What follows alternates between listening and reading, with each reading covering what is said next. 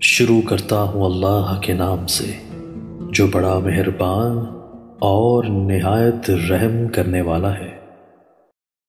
اللہ تعالیٰ اپنے جن بندوں سے پیار فرماتے ہیں ان کی نشانیاں نبی کریم صلی اللہ علیہ وآلہ وسلم نے ذکر فرما دی ہیں۔ اسی طرح نبی کریم صلی اللہ علیہ وآلہ وسلم نے اللہ تعالیٰ کے مبغوث ناپسندیدہ بندوں کی علامات بھی ذکر فرما دی ہیں تاکہ انسان اپنے آپ کو ان برے اوصاف سے بچائے۔ حضرت ابو ذر غفاری رضی اللہ تعالیٰ عنہ سے روایت ہے کہ نبی کریم صلی اللہ علیہ وآلہ وسلم نے فرمایا، 3 طرح کے لوگوں سے اللہ تعالیٰ محبت جبکہ باقی 3 طرح کے لوگوں سے اللہ تعالیٰ نفرت فرماتے ہیں۔ جن سے اللہ تعالیٰ محبت فرماتے ہیں ان میں سے پہلا وہ شخص ہے جو ایسی قوم میں رہتا ہو جس قوم کے پاس کوئی شخص رشتہ داری اور قرابت داری کی بنیاد پر نہیں بلکہ محض اللہ کا واسطہ اور قسم دے کر کچھ مانگنے آیا ہو، اور وہ قوم ایسے شخص کو دینے سے انکار کر دے، اور یہ شخص علیحدگی میں اس مانگنے والے کی اس طرح مدد کرے کہ اللہ تعالیٰ اور مانگنے والے کے علاوہ کسی کو اس بات کا پتہ نہ چلے۔ دوسرا وہ شخص جو کسی ایسے قافلے میں شریک سفر ہو کہ وہ قافلے والے سفر کی تھکاوٹ کی وجہ سے رات کو سو جائیں، اور یہ شخص اللہ کی طرف متوجہ ہو کر آہوزاری اور کلام اللہ کی تلاوت میں مشغول ہو جائے۔ تیسرا وہ شخص جو ایسے لشکر میں شامل ہو جس کو میدان کارساز میں شکست ہو گئی ہو، لیکن یہ شخص بھاگنے کے بجائے سینہ سپر ہو کر آگے بڑھے، یا تو قتل کر دیا جائے یا پھر فتح و نصرت اس کے قدم چوم لے۔ نبی کریم صلی اللہ علیہ وآلہ وسلم نے فرمایا، 3 طرح کے لوگوں سے اللہ تعالیٰ نفرت کا معاملہ فرماتے ہیں۔ پہلا وہ شخص ہے جو بوڑھا ہو جائے پھر بھی زنا کرے۔ دوسرا وہ شخص جو فقیر اور تنگ دست ہو پھر بھی تکبر کرے، اور تیسرا وہ شخص جو مالدار ہو لیکن دوسروں پر ظلم کرے۔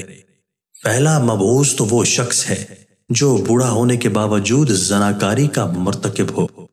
دوسرا مبعوث وہ بندہ ہے جو تنگ دست ہو پھر بھی تکبر کرے۔ قرآن و سنت میں متکبر شخص کے بارے میں بہت سخت وعیدیں مذکور ہیں۔ تکبر کرنا ویسے ہی بہت بڑا گناہ ہے، لیکن ایسا شخص جس کے پاس اسباب تکبر بھی نہیں وہ بھی تکبر کرے تو اللہ رب العزت کی نگاہ میں قابل نفرت بن جاتا ہے۔